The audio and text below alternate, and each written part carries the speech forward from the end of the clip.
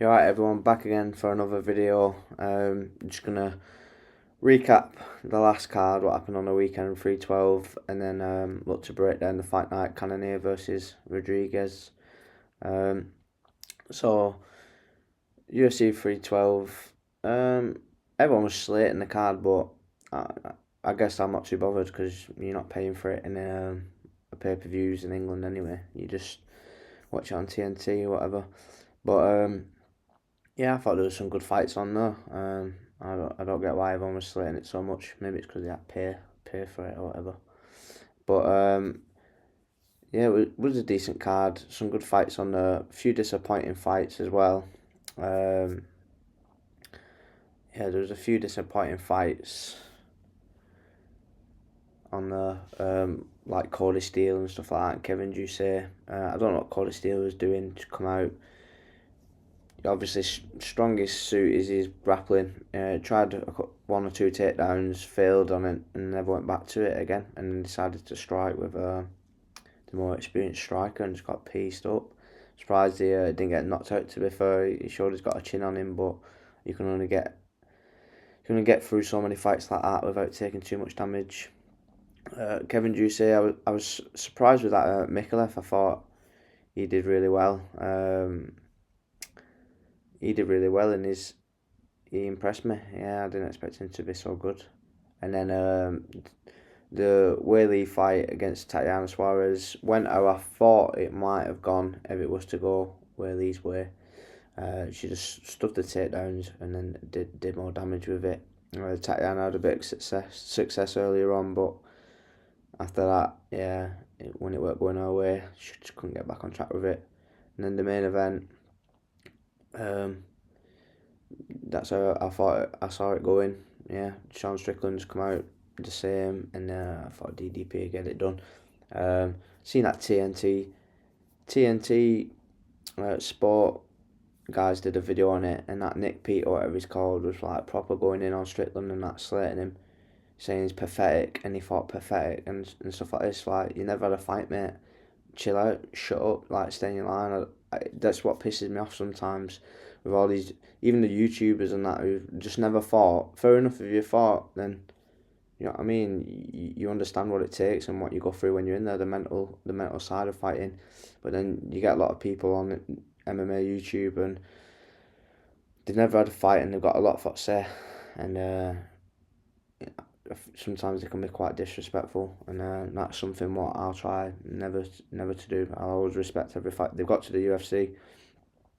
I respect every fighter. There's no cans, stuff like that. But yeah, so we'll get into the breakdown of the Cannonier Rodriguez card now. Let's scroll down. We'll start with the first fight. So first fight, we've got Julia Avila versus Jacqueline Calvacante. Julia Avila, she's been out the cage quite a long time now. Last fight was in 2023 against Misha Tate, and she lost by rear naked choke in the third round. She's getting on now. I think she's pretty old. She's 36, not fought since 2023. And yeah, she's not been the most active fighter. Whereas she's fighting a new prospect, up and coming, younger, 27. And I think she's winning by split decision, but she's beating some good records as well. Some other prospects. And she's had a few fights in the UFC now. She lost a split decision on PFL. I think I remember that fight, and I think it was a close. But obviously, it was close because it was a split decision. But I think it was two strikers, and it could have gone either way. So yeah, I'm thinking the prospect in Calvacante is going to get this one done. Don't know too much about it. I'll see what the odds are in a bit. See if it's worth putting on. But yeah, we said Calvacante for now. Next fight, Walter Walker versus Dontel Mays, heavyweight. Anything can happen. I need to stop doing that. Anything can happen in heavyweight fights, as you've seen over the past couple of cards. They've been the ones what have let us down. But I think Walter Walker should win this one. His striking is not the best, but his wrestling is pretty good. and he'll stick around even though he gets gassed. I think he still fights on and stuff like that, so it's not like he's just going to give up. Against Dante Mays, bit of a mixed record, but I thought a lot of the good competition in there. So Mitch seems to lose one, win one, doesn't he? Lost his last one to Shamil Gaziev, who looked good in his last fight. By decision, a lot of these as well. I think he definitely could win, but I would say Volta Walker can get him down and control him for the fight. We'll have a look at the odds in a bit, but yeah, I'll say Volta Walker for now. Next fight, Vince Morales versus Elijah Smith. So on this fight, I'm thinking I'm going to go with the underdog in Vince Morales. I think he's fought the better competition. He's got more experience. Like his last fight, he fought Taylor Lapilus. I think that was on short notice. He's come in. Taylor Lapilus is a really good fighter, and he fought it. That must have been in France, right? That one. Let me just check. Yeah, it was. So in his own country. He's had some good wins before that back on the regional scene. I know he fought in the UFC before, then he got cut. But he's fought some really good fighters in that space of time, and he's got some good finishes, and I think he's got a good front headlock game. And if Elijah Smith's coming to wrestle him, I think he might be able to capitalise on that and maybe get a submission, or just outgrit him, outpace him, and then get the decision win. But yeah, it's his first fight in the UFC as well, Elijah Smith. I know he's just coming off the Contender Series win. And I got a decision there, and a few good wins before that, but he's only 22. It's his first fight. I think he's got a lot of room to grow, but I think Vince Morales can get the upset win in this one. So that's where I'm going to go. Next fight, Gabriel Bonfim versus Chaos Williams. Now this is a tricky fight because obviously Chaos Williams has got that touch of death on him. He's got that power what he can put anyone out if he touches them in the right place. Bonfim, I think he's probably the better grappler, more well-rounded, and he should be able to get the win. He got finished against Dolby though, but Dolby's a decent fighter. I think he's underrated. Dolby, he can push a pace, and I can't remember how that fight was going, but it's not a terrible loss. I think he's underrated, Dolby. I mean, he's beat some other guys, got some good finishes. I don't know if he'll finish Chaos Williams though. I think it'll be a decision, maybe, if anything. I don't think Chaos Williams has ever been submitted. He just lost close decisions, like a close decision to Randy Brown. It hasn't aged poorly because Randy Brown's still doing really well. And he lost to Michel Pereira. And he's got some really good wins, hasn't he? So it's a really tough fight to pick that. I could leave it off. I'd lean Bonfim, but I feel like Chaos Williams could put him out, couldn't he? So I might leave that one off, we'll see. Next fight, Rafael Estevam versus Jesus Aguilar. Flyweight fight. I think this Estevam looks really good, doesn't he? In his last few fights, like on the Contender Series, and then his first fight in the UFC, beat Charles Johnson, who's been doing well before that fight, I guess. Missed weight in that one. But yeah, coming from a decent gym in Brazil, and I think he's looked really good. He's 5'8" as well. Yeah, where is it?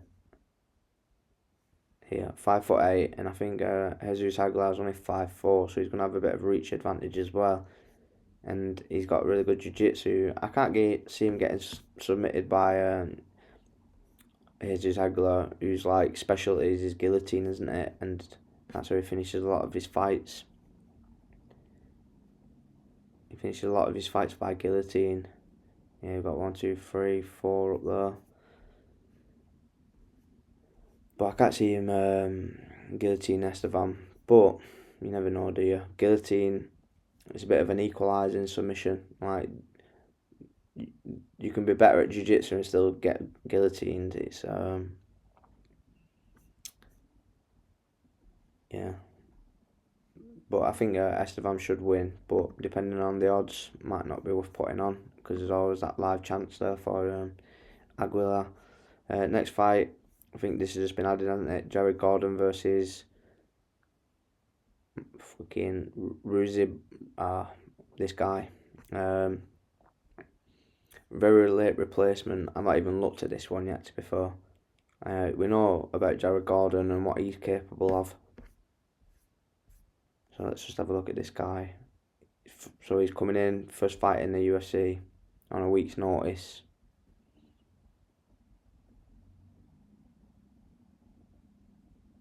And I've never seen this promotion before. Open Fighting Championship. Where's this? Uzbekistan.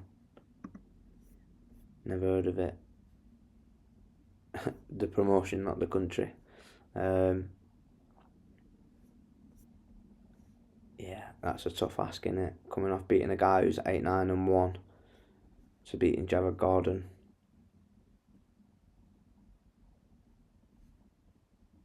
Yeah. Like, he's fighting these guys who've got not very good records, but he's beating them how you would beat someone who's not got a good record. Like, so you can only fight the people who are in front of you, can't you? His loss was against 11-2 guy. It's not like he's taking these 2-0 or 0-2 guys to the decisions. He's well, this guy's 12-17-1, but that's very experienced, isn't it? Hard to say. Probably said Jared Gordon, but I can't imagine the odds being very good for taking a risk because you don't know with these guys who are coming in. Like that Mikalev on the weekend, he looked really good, didn't he? I don't think anyone expected him to look that good. Even though he won on the Contender Series, he come out and like looks better than people thought he might do. So next fight, we got Angela Hill versus Ketlin Souza. Angela Hill, been around a long time, 40 years old now, but she's fought the who's who of the division in women's MMA. And she does quite well, doesn't she? She always makes it competitive. She never gets wiped out. Like losing split decisions to Amanda Lemos, who's a good fighter. Crazy Eyes decision to her. And then beating some of the other prospects coming up, like Denise Gomez, this Luana. So she's very good, isn't she, Angela Hill? Let's have a look at her opponent. Coming off some good wins herself. I think I remember this knee bar. I think she was doing going for her own submission maybe, and then if I remember right, that's where she got knee bar. I can't remember. It might have been a different fight. But yeah, she's doing alright in the first few UFC fights after that loss. She's got 2 wins. Big step up though, I'd say, in competition and experience. So probably an Angela Hill in that one. But with the girl fights, it can go anywhere, can it? With the girl fights, you never know. It's hard to judge, especially with like ones who have not been around a long time, like Ketlin Souza. But I like Angela. I think she's good. I think she's good everywhere, and she always shows up, and she always makes it a fight. And I rate that, so I can get behind it. Next fight, Jose Delgado versus Conor Matthews. First fight in the UFC for Jose. I think he just come off the Contender Series. Yeah, got a nice finish there. Coming out of the lab, good team. And he's got a decent record against some alright competition. And I'm sure I've heard O'Malley talk this guy up a bit before in the past, before he was on Contender Series, so he's probably going to be pretty decent. His first fight in the UFC though, and then he's coming up against Conor Matthews, who's had one fight in the UFC and lost. Won a decision on Contender Series, lost a decision on Contender Series. Yeah, I don't think don't think he's going to be as good as Jose Delgado, and he's been finished in his last fight, and I think Delgado finishes a lot of his fights in the stand-up, so I'm going to go Delgado on that one. Next fight, we've got Rodolfo Vieira versus Andrei Petroski, and obviously really good jiu-jitsu for Rodolfo Vieira, and Petroski is a bit of a grappler as well, a wrestler, but I don't think I think there's levels to Rodolfo Vieira's game, and I think he's going to be levels above Petroski in the grappling, so it might come down to the striking. I think Rodolfo Vieira's got the better striking. I think the only thing what scars me with Rodolfo Vieira was his fight against Hernandez, but Hernandez is going on for to be a really good fighter, isn't he? A really good prospect. He's beat some other good guys as well. He's on a streak now, look at that. So that aged well for Vieira. He fought a really tough guy, and yeah, he lost, but not too bad. Not too bad a loss to take. And then he's got Petroski, who's got a good record, but yeah, grappler, and his striking is not as clean or crisp as Vieira's. And I just think, yeah, he can't really rely on his grappling as much in this fight, because he'll get submitted if he does that. And then I think Rodolfo Vieira's got it on the feet, and if he can get the wrestler on his back, I think he gets the submission. So I'm going to go with Vieira on that one.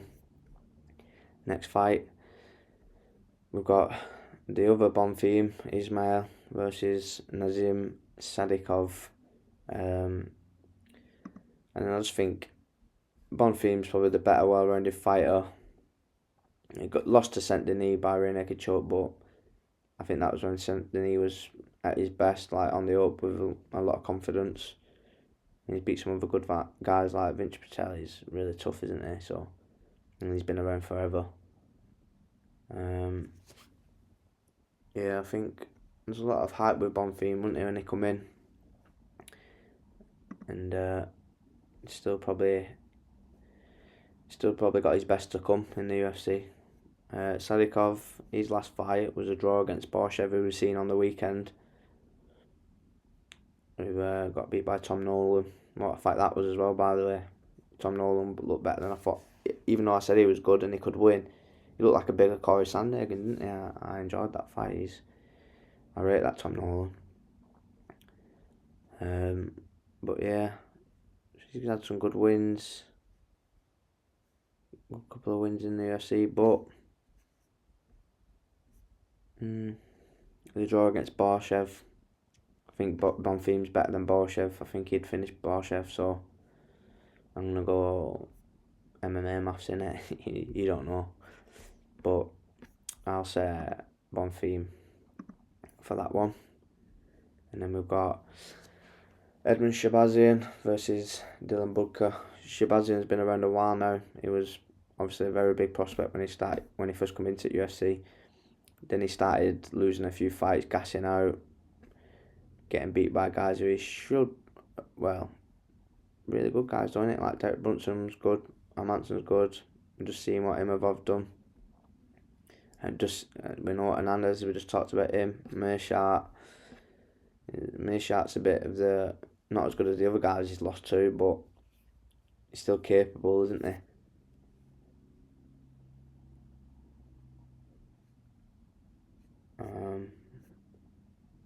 And he's been through it all. He come in very young, didn't he, Shabazian? But I think he's still got more to show. He's maturing as he goes, isn't he? Learning on the job. Whereas you've got Dylan Budka, he's 25. He's coming in off Contender Series, I think. Well, he's come in, but then had 2 losses against Petroski, as we just talked about, and then Cesar Almeida before that. He's obviously a really good striker. And then Bekaev, split decision. He looked really good recently, getting a win now, so not a terrible loss that was in the LFA.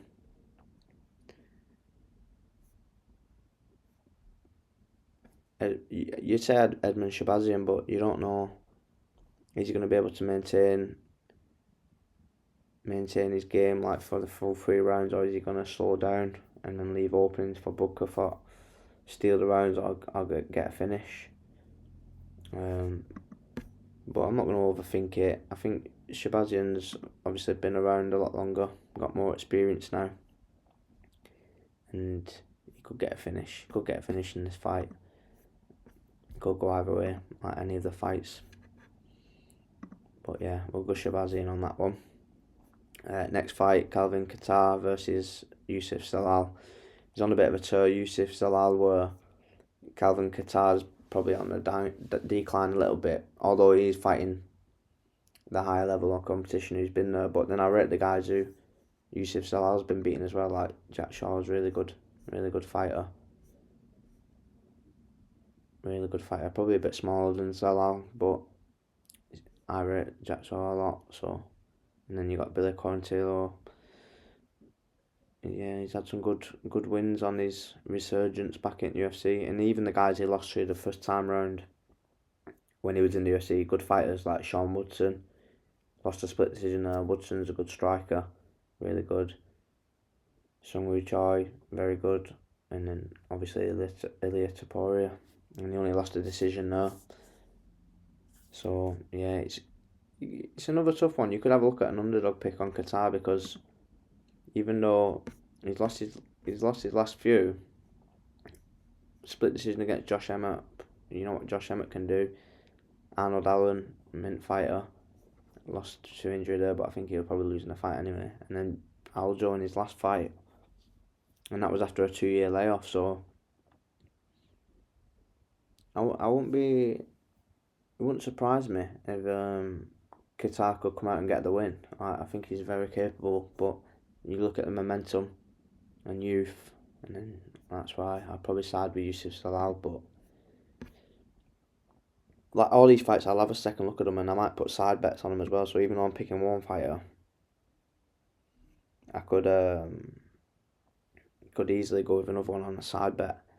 I'll show you one of my bets actually from the last card in a minute. So I'll do the last fight and then I'll show you that. So Cannonier against Gregory Rodriguez.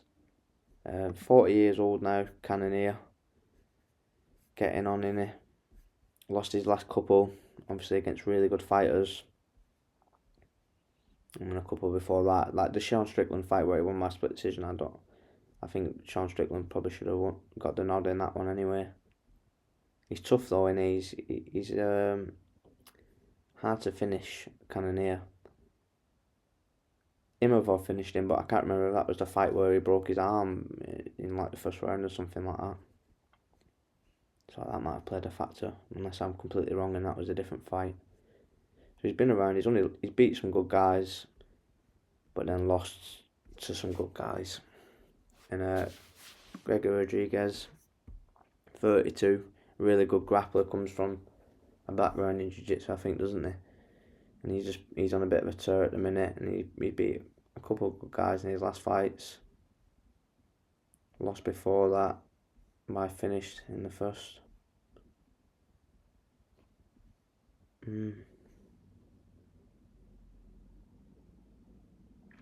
5-rounder, did he fight 5 rounds before? No, that wasn't a 5-round fight, was it? Fighting, mad, isn't it? Who knows? I would lean to Gregory Rodriguez. I think he's on the up, where Cannonier's on the decline. But maybe his first 5-round fight. Correct me if I'm wrong. Cannonier's been in there, hasn't he? He's been in there with the who's who.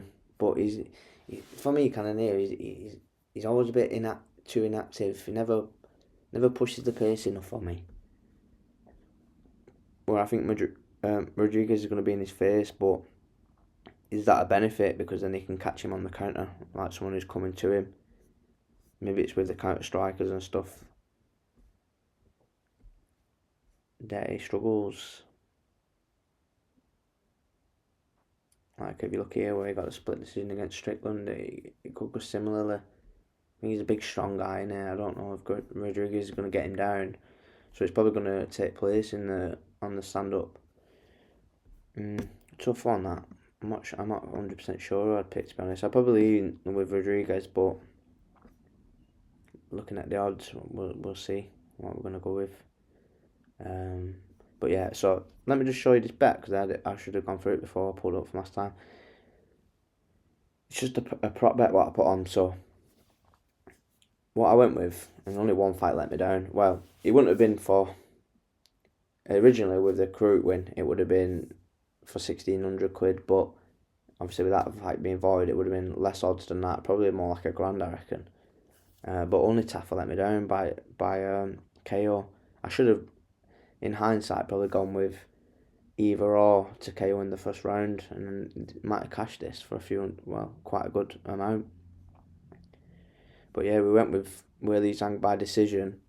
Like I said, I picked Tatiana on my ACCA, but then I thought if Weili can win, it would be by decision, because she just does more work and she stops Tatiana getting her down in the later rounds. And then Jake Matthews by decision, I was always going with that. Then DDP by decision, I was always going with that. Then I think I put Karut on by finish, and he almost what he did in the first round, didn't he? But yeah, only one fight letting us down there, really, on that one. Could have been a nice win. So even though I'm going with picks, that's my point. Even though I'm going with certain picks, I still might put other bets on. If you want to know what other side bets I'm putting on, because them prop bets, they only get released nearer to the time of the fights. So it's not like you can do a video. Well, you can, but you know what I mean. I'm probably not going to have time, but if you want to know, just give me a message or something, and then I'll let you know what else I'm putting on. Right, so let's have a look at what odds we're getting for the ones we think. So, Julia Avila versus Cavalcante, not great odds, is it? Wow, that's like 1 to 5, pretty much. We'll leave that off for now, even though I think Cavalcante wins it. It might just be pointless putting it on. Next fight, Angela Hill versus Katlyn Souza. Wow, Angela Hill's a favourite now. Maybe the odds makers and everyone else who's putting the bets on are thinking what I'm thinking. Bonfim versus Williams.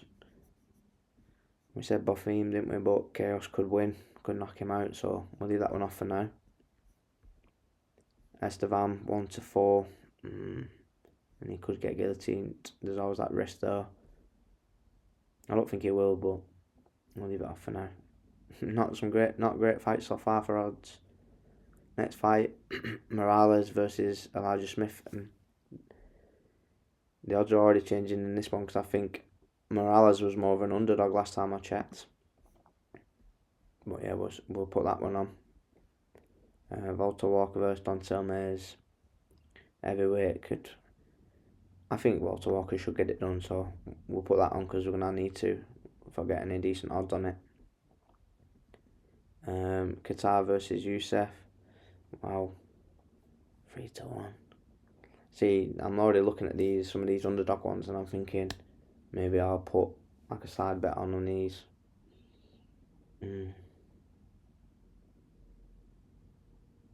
We'll leave that off for now, because that's like, is it 1 to 5, isn't it? Almost. Shouldn't be that high odds. Bonfim versus Sadikov. We'll go Bonfim on that one. 1 to 2. Delgado versus Matthews. We went Delgado. It's like 1 to 3, but I think he does get that one done. Can't see him not winning, but you never know. We'll see. We'll put it on for now. Shabazian versus Booker. What are the odds on this card, man? I think there's money to be made on the underdogs on this card, because they've all got a live shot. But we did say Shabazian. We'll just put it on, because otherwise we're not going to end up with any decent return. Rodolfo Vieira. And then we've got Gregory Rodriguez, but It's not looking great, the odds. For a lot of risky fights there, what could go either way. 3, 4, 5, 6, 7, 8. Right. I'm just going to say that for now. That's what we're going to go with. If you put a 10 on that, you get 300 back.